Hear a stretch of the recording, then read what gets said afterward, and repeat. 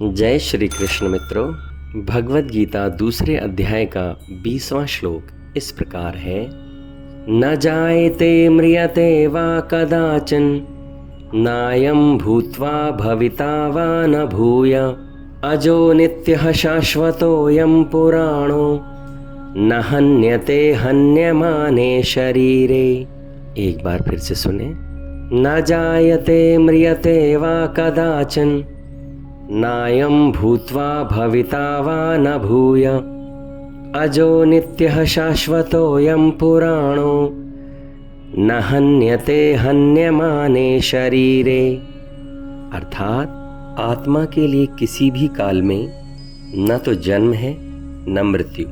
वह न तो कभी जन्मा है न जन्म लेता है और न जन्म लेगा। वह अजन्मा, नित्य, शाश्वत तथा पुरातन है। शरीर के मारे जाने पर भी वह मारा नहीं जाता। सबसे पहले हमें एक बात समझ लेनी जरूरी है मित्रों। ये प्रश्न कई बार मुझसे पूछा गया है, मेरे मन में आया कि मैं आप लोगों को बताऊं। हमने बहुत बार सुना है कि आत्मा को स्त्रीलिंग के रूप में बोला जाता है। जैसे हमने सुना है आत्मा न तो मरती है न जन्म लेती है। ऐसा बहुत बार हमने सुना है, अक्सर हम यही सुनते हैं। लेकिन कभी कभी हम ऐसा सुनते हैं कि न तो आत्मा मरता है न जन्म लेता है, यानी पुल्लिंग में हम उसे सुनते हैं। तो प्रश्न ये दिमाग में जरूर उठता है कि ये क्यों बोल रहे हैं ऐसे। पुल्लिंग में बात करनी चाहिए आत्मा को लेकर या स्त्रीलिंग में बात करनी चाहिए, ये एक प्रश्न हमारे दिमाग में उठता है सबसे पहले। यह बोलने वाले की कुछ चूक है। वास्तव में हमारे ऋषि मुनि गण जो थे उन्होंने कभी भी आत्मा को स्त्रीलिंग के रूप में नहीं बोला। संस्कृत में आत्मा को पुल्लिंग के रूप में ही बोला है। लेकिन आम बोलचाल की भाषा में, हिंदी में जब हम बोलते हैं तो हम आत्मा को स्त्रीलिंग के रूप में बात करना शुरू कर चुके हैं। अब ये आपके ऊपर है, आपका चुनाव है कि उसे आप स्त्रीलिंग के रूप में बोलते हैं या पुल्लिंग में बोलते हैं। आज के संदर्भ में देखा जाए तो दोनों ही सही लग रहे हैं, स्त्रीलिंग में बात कर सकते हैं। लेकिन हमारे धर्म ग्रंथों और ऋषि मुनि गणों के हिसाब से देखा जाए तो आत्मा पुल्लिंग में ही बात करनी चाहिए। इसलिए मैंने सबसे पहले आपको ये बताना चाहा कि ये संदेह जनरली मन में उठता है कि आत्मा सही शब्द क्या बोला जा रहा है, स्त्रीलिंग या पुल्लिंग।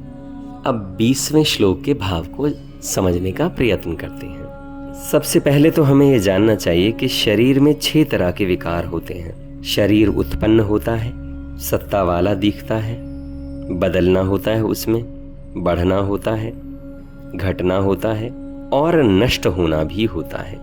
किंतु आत्मा इन 6 विकारों से रहित है।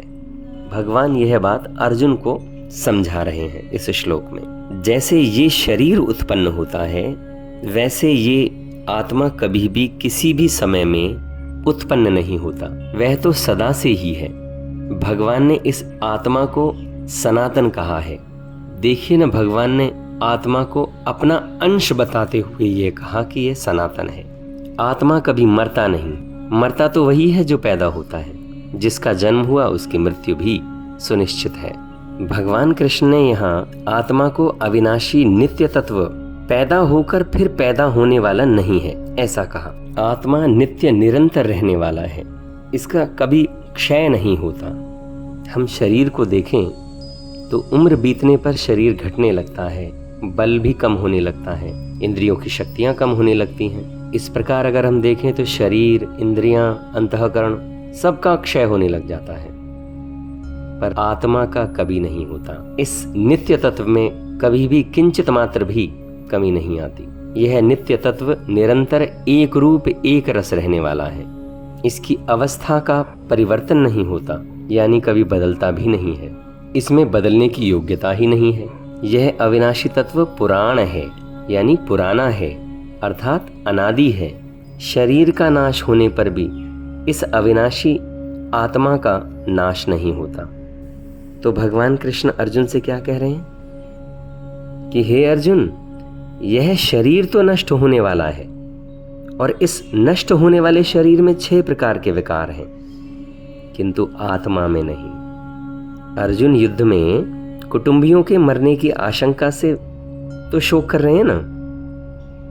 इस शोक को दूर करने के लिए भगवान यहाँ कहते हैं कि शरीर के मरने पर भी ये आत्मा का मरना नहीं होता। इसलिए अर्जुन, शोक करना तुम्हारे लिए उचित तो नहीं है, अनुचित है। इसके भाव को थोड़ा और समझने का प्रयत्न करते हैं। देखिए, जहाँ हम हैं, जो हम हैं, वहाँ सभी कुछ जन्मता है। जिससे भी हम परिचित हैं वहाँ अजन्मा कुछ भी नहीं है। जो भी हमने देखा है, जो भी हमने पहचाना है, वह सब जन्मा है, सब मरता है। लेकिन जन्म और मरण की इस प्रक्रिया को भी संभव होने के लिए इसके पीछे कुछ तो है ना, जो दिखाई नहीं पड़ता। जन्म है, मृत्यु है, आना है, जाना है, परिवर्तन है। इस सब के पीछे कुछ अजात, कुछ अनबॉर्न, अनडाइंग, अमृत न तो जन्मता है न जो मरता है। ऐसा कुछ तो होना ही चाहिए। वही अस्तित्व है, वही आत्मा है, वही परमात्मा है। सारे रूपांतरण के पीछे, सारे रूपों के पीछे अरूप भी होना चाहिए, क्योंकि अगर अरूप ना हो तो रूप टिक ना सकेगा। इस बात को थोड़ा इस तरह से समझने का प्रयत्न करें। फिल्म देखते हैं ना हम सिनेमा घर में, फिल्म चल रही है। फिल्म क्या है? किरणों का जाल है, छाया का, प्रकाश का, चित्रों का एक जाल है। लेकिन पीछे पर्दा चाहिए ना। वो पर्दा बिल्कुल नहीं दिखाई देता जब तक फिल्म चल रही है। जब तक फिल्म चलती रहती है, रूप आते हैं और जाते रहते हैं, पर्दा बिल्कुल नहीं दिखाई पड़ता। तो सारा जीवन क्या है? चित्रों का फैलाव है। जन्म भी एक चित्र है और मृत्यु भी एक चित्र है। जवानी भी, बुढ़ापा भी, सुख भी, दुख भी, सौंदर्य भी, कुरूपता भी, सफलता भी, असफलता भी। क्या है ये सब? चित्रों की धारा है। इन चित्रों की धारा को संभालने के लिए कोई तो चाहिए जो दिखाई नहीं पड़ेगा। उसको दिखाई पड़ने का उपाय है भी नहीं। और क्योंकि हम चित्रों को देख रहे हैं तो हमें वो दिखाई पड़ेगा भी कैसे? तो पर्दे की तरह वो जो पीछे खड़ा है वही अस्तित्व है। उसी को कृष्ण कह रहे हैं। वो अजात, वो अजन्मा, जिसका कभी जन्म नहीं होता, कभी मरता नहीं, वही आत्मा है। हम तो जन्मते हैं और मरते हैं, इसलिए हम उसे समझ भी नहीं पाते। इसलिए भगवान कृष्ण जिसके संबंध में कह रहे हैं उसका तो हमें कभी पता ही नहीं चल पाता। देखिए ना, बच्चे का जन्म होता है तो बैंड बाजे बजाए जाते हैं, खुशी मनाई जाती है।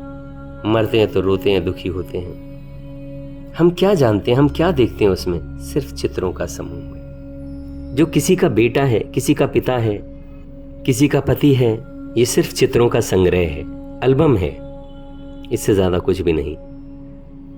सब अपना अपना एल्बम संभाले बैठे हैं और उसी को लौट लौट कर देख लेते हैं और दूसरों को भी दिखा देते हैं। कोई घर में आता है कि यह एक एल्बम है।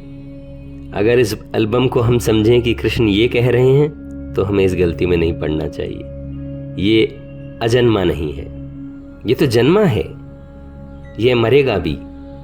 जो जन्मा है भाई वो मरेगा भी। जन्म एक छोर है, मृत्यु दूसरा अनिवार्य छोर है। मरेंगे तो हम जरूर।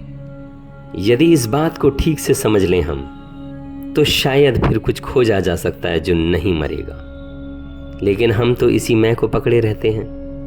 गहरे में देखें तो मैं पर ही सब इकट्ठे हुए चित्र हैं। इसलिए अगर वैज्ञानिक ये सोचते हैं कि किसी दिन प्रयोगशाला में वो टेबल पर कृष्ण के अजात को, अजन्मा को, अमृत को पकड़ लेंगे, तो भूल में पड़े हैं। वो कभी नहीं पकड़ पाएंगे, क्योंकि उनके सूक्ष्मतम औजार सिर्फ उनको ही पकड़ पाएंगे जो छेदे जा सकते हैं। उसको कभी नहीं पकड़ पाएंगे जिसका कभी छेदन नहीं हो सकता, जिसकी कभी हत्या नहीं हो सकती, जो कभी मृत्यु को प्राप्त नहीं हो सकता। लेकिन अगर धीरे धीरे हम खोजना शुरू करें तो हमें दिखाई पड़ने लगे। और जब हमें दिखाई पड़ने लगता है तो पता चलता है जिसे हमने अब तक समझा है कि मैं हूँ, वो सिर्फ छाया है, सिर्फ शैडो थी। छाया को ही हमने समझा कि मैं हूँ, और उसका हमें कोई पता नहीं जिसकी छाया बन रही है। छाया के साथ ही हम एक होकर जिए हैं। वो छाया हमारी स्मृतियों का जोड़ है, हमारे जन्म से लेकर मृत्यु तक बने हुए चित्रों का एक एल्बम है। इस श्लोक में इतना ही, फिर मिलते हैं अगले श्लोक में। मैं स्वामी असीम आप सभी को प्रणाम करता हूं। मेरा प्रणाम स्वीकार करें। धन्यवाद।